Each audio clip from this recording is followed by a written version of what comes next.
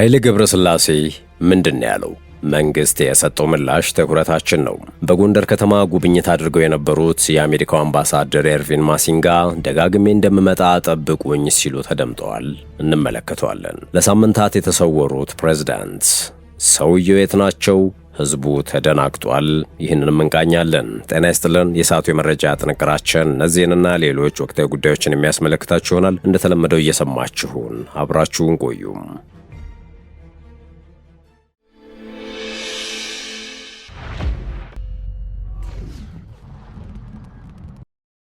ወደ ቀዳሚ ጉዳያችን አመራን። ኃይሌ ገብረስላሴ ምንድን ያለው?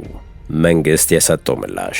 ከሰሞኑ በኢትዮጵያ ግዙፍ የንግድ ኩባንያዎች ባለቤት ከሆኑት መካከል አንዱም ሻለቃ አትሌት ኃይሌ ገብረስላሴ የብዙዎች መነጋገሪያ ሆኗል። ኃይሌ መሪ ፖድካስት ከተሰኘ ዝግጅት ጋር ያደረገው ቃለ ምልልስ ቅንጭቦች ነበሩም የብዙዎችን ቀልብ የሳቡት። በኢትዮጵያ መንግስት አማካኝነት እየተጣሉ የሚገኙ ታክሶች ከባድ የኢኮኖሚ ጫና እየፈጠሩ ስለመሆናቸው አስተያየቶችን ሰጥቷል። የዓለም አቀፉ የገንዘብ ተቋም IMF በኢትዮጵያ የተገበረው መዋቅራዊ የኢኮኖሚ ማሻሻያ ስትራክቸራል አጀስትመንት አዳዲስ ታክሶችን እንድንጋፈጥ አድርጎናል የሚሉ ሀሳቦች ይነሳሉ። በዚህ መነሻ ኃይሌ ከ2 ዓመታት በፊት የሰጠው ቃለ ምልልስ ለዚህ ሙግት እንዲያግዝ በሚል አንዳንዶች አጀንዳ አድርገውታል። ኃይሌ በግብር ብዛት እንደተማረረና ኃይሌ የተማረረበት ያልቻለው ኑሮ ለእኛ ምን ያህል ሊከብደን ይችላል የሚሉ ሀሳቦች ናቸው ሲንጸባረቁ የነበሩት። የመገናኛ ብዙሃን ባለስልጣንም ይህ አውዱን የሳተ ቃለ ምልልስ ነው ሲል ሞግቷል። የኢትዮጵያ መገናኛ ብዙሃን ባለስልጣን ፋክት ቼኪንግ ዴስክ የሐሰተኛ መረጃና የተዛባ ይዘት ግኝት ነው ሲል ይገልጸዋል። ባለስልጣኑም በተለያዩ የማህበራዊ ሚዲያ መድረኮች በተለይም በቲክቶክ እና በፌስቡክ የሐሰተኛ መረጃ ይዘት ምንጮች ከ2 ዓመት በፊት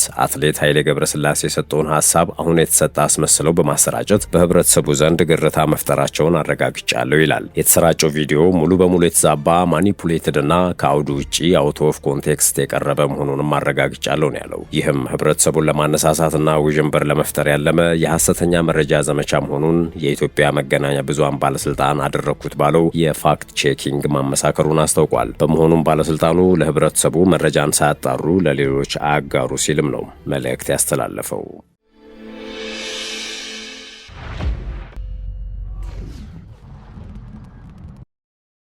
በጎንደር ከተማ ጉብኝት አድርገው የነበሩት የአሜሪካው አምባሳደር ኤርቪን ማሲንጋ ደጋግሜ እንደምመጣ ጠብቁኝ ሲሉ ተደምጠዋል። የአሜሪካው አምባሳደር የክልሉን ታሪካዊ ከተማ የጎበኙት ከመቀለ ቆይታቸው ማግስት ነበረ። ጉብኝታቸውን አስመልክተው በፋሲል ቤተ መንግስት ለክልሉ ሚዲያ ሲናገሩ ይህ በጎንደር ያደረኩት ጉብኝት የመጀመሪያው ነው ሲሉ ነበር የተደመጡት። አካባቢውን ከተመለከቱ በኋላም በሙሉ ቀሪ ህይወቴ ደጋግሜ ልጎበኘው የምፈልገው ከተማ ነው ሲሉ ተደምጠዋል። በኢትዮጵያ የአሜሪካ እንደራሴ ሆኜ መስራት ከጀመርኩ 3 ዓመታት ተቆጥረዋል ያሉት ማሲንጋም ወደዚህ ከተማ እንደምመጣ እድል መኖሩን ሳውቅ እጅግ ደስታ ነበር የተሰማኝ ሲሉ ተናግረዋል። የከተማውን ታሪክ እንቅስቃሴውንና አሁን ያለበትን ድባብ በመመልከቴ እጅግ ደስታ ተሰምቶኛል፣ ተደንቄያለሁም የሚሉት ማሲንጋ የህዝቡን፣ የከተማውን፣ የባህሉንና መጪውን ጊዜ ለመገንዘብ እድል በማግኘቴ ደስታዬ ወደር የለውም ሲሉም አክለዋል። የጎንደርን ታሪክ ለመገንዘብ የፋሲል ቤተ መንግስትን ከመመልከትና ከማየት የበለጠ ነገር የለም በማለት የዛሬውን እውነታ የታደሰውን ታሪካዊ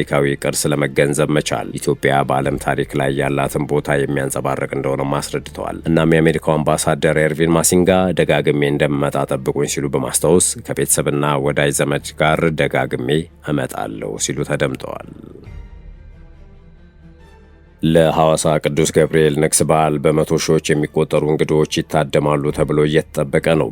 ሐምሌ 19 ቀን 2018 ዓ.ም በሚከበረው የሐዋሳ ቅዱስ ገብርኤል ዓመታዊ ክብረ በዓል ላይ በመቶ ሺዎች የሚቆጠሩ እንግዶች እንደሚታደሙ በመጠበቅ ሰፊ የደህንነትና የቁጥጥር ዝግጅት ተደርጓል ተብሏል። የሐዋሳ ከተማ ፖሊስ መምሪያ ምክትል አዛዥና የማህበረሰብ አቀፍ ወንጀል መከላከል ኃላፊ ኮማንደር አብስራ አመሉ በዓሉ ያለምንም የጸጥታ ችግር እንዲከበር የተለያዩ የጥበቃና የክትትል ስራዎች ተዘጋጅተዋል ብለዋል። የጭነት አውራጆች፣ የታክሲ ማህበራት፣ ተራ አስከባሪዎችና የፓርኪንግ ሰራተኞች በደህንነት ስራው እንዲሳተፉ በማድረግ ለጎብኚዎች ሊያጋጥሙ የሚችሉ ችግሮችን በቅርብ እንዲከታተሉና መረጃ እንዲያደርሱ አቅጣጫ ተሰጥቷቸዋል ሲሉም ተናግረዋል። በፓርኪንግ ቦታዎች የተሽከርካሪ ስርቆትና የውስጥ ዕቃ መጥፋትን ለመከላከል የተሽከርካሪ መረከቢያ ስርዓት መዘርጋቱም ተገልጿል። የተሽከርካሪ ሰሌዳ ቁጥር፣ የባለቤትና የአስቀማጭ መረጃዎች ተመዝግበው በማረጋገጥ ተሽከርካሪዎች እንዲረከቡ ስርዓት ተዘጋጅቷል ነው የተባለው።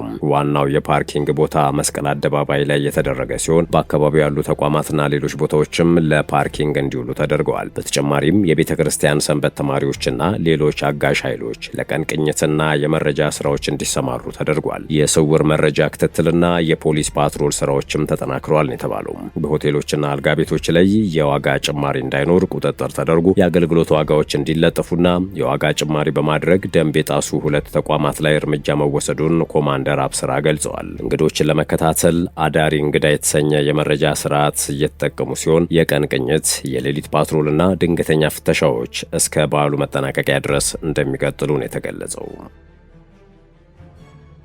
ብሔራዊ ባንክ ሁሉም አይነት ቨርቹዋል ንብረቶች ክልክል ናቸው ሲል አስታውቋል። ብሔራዊ ባንክ በቨርቹዋል ንብረቶች ላይ ያለውን እገዳ ክሪፕቶ ከረንሲዎችን ብቻ ሳይሆን በኤሌክትሮኒክስ መንገድ ሊገበያዩ፣ ሊተላለፉ፣ ሊለዋወጡ ወይም ለክፍያና ለኢንቨስትመንት ሊውሉ የሚችሉ ሁሉንም አይነት ዲጂታል እሴቶች እንደሚያካተት ይፋ አድርጓል። ባንኩ እንደገለጸው ቨርቹዋል አሴትስ በመግዛት፣ በመሸጥ፣ በመለዋወጥ፣ በማስተላለፍ፣ በመጠበቅ ወይም ከነዚህ ጋር የተያያዙ የፋይናንስ አገልግሎቶችን መስጠት ሁሉ ባንኩ በግልጽ ፈቃድ ካልሰጠ በቀር የተከለከለ መሆኑን አረጋግጧል። ብሔራዊ ባንክ እንዲህ ያሉ ግብይቶች ህጋዊና የገንዘብ አደጋዎችን፣ ማጭበርበርን፣ የሳይበር ጥቃቶችንና በፋይናንስ ስርዓቱ ላይ አሉታዊ ተጽዕኖ ሊያሳድሩ እንደሚችሉ አስጠንቅቋል። በኢትዮጵያ ክሪፕቶ ገንዘብ መጠቀም ህገወጥ መሆኑ ይታወቃል።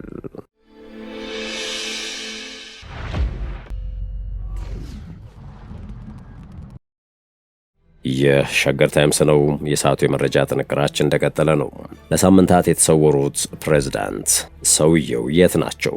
ህዝቡ ተደናግጧል። የካሜሩን ገዢ ፓርቲ የፕሬዝዳንት ፖል ቢያ ረዘም ላለ ጊዜ ከሀገር ውጭ መቆየት ላይ ጥያቄዎች በተነሱበት ወቅት ስብሰባ ተጠርቷል። የካሜሩኑ ገዢ ፓርቲ ሆነው የካሜሩን ህዝባዊ ዴሞክራሲ ንቅናቄ ሲፒዲኤም በሳምንቱ አጋማሽ የከፍተኛ አመራሮች ስብሰባን ጠርቷል። ይህ የተካሄደው የ93 ዓመቱ ፕሬዝዳንት ፖል ቢያ ለ45 ቀናት ያክል ከሀገር ውጭ መቆየታቸውን በተመለከተ ጥያቄዎች እየተነሱ ባሉበት ወቅት ነው። ፕሬዝዳንት ቢያ ሰኔ 7 ቀን ካሜሩን ለቀው ወደ አውሮፓ መሄዳቸውን የፕሬዝዳንታዊ ጽህፈት ቤት የሲቪል ካቢኔ የአጭር የግል ቆይታ ሲል ገልጾ ነበረ። ሆኖም ከዚያ ጊዜ ጀምሮ ፕሬዝዳንቱ ወደ ሀገራቸው አልተመለሱም።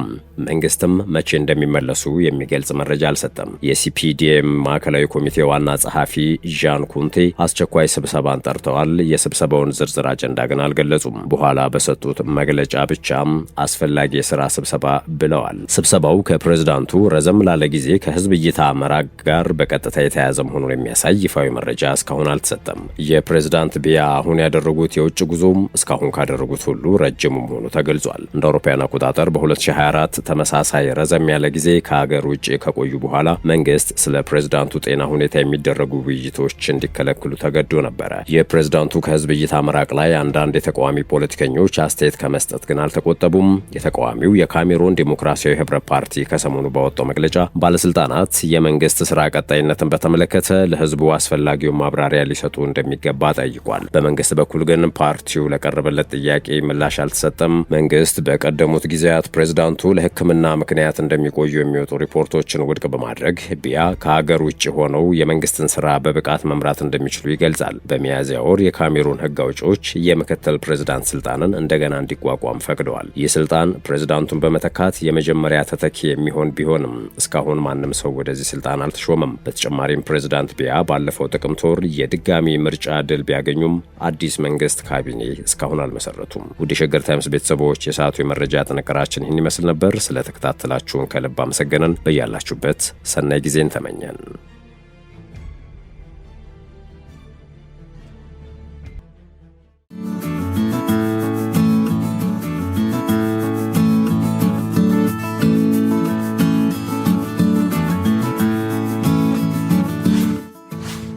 ሸገር ታይምስ ሚዲያን ሰብስክራይብ በማድረግና ደወሉን በመጫን ይከተሉን።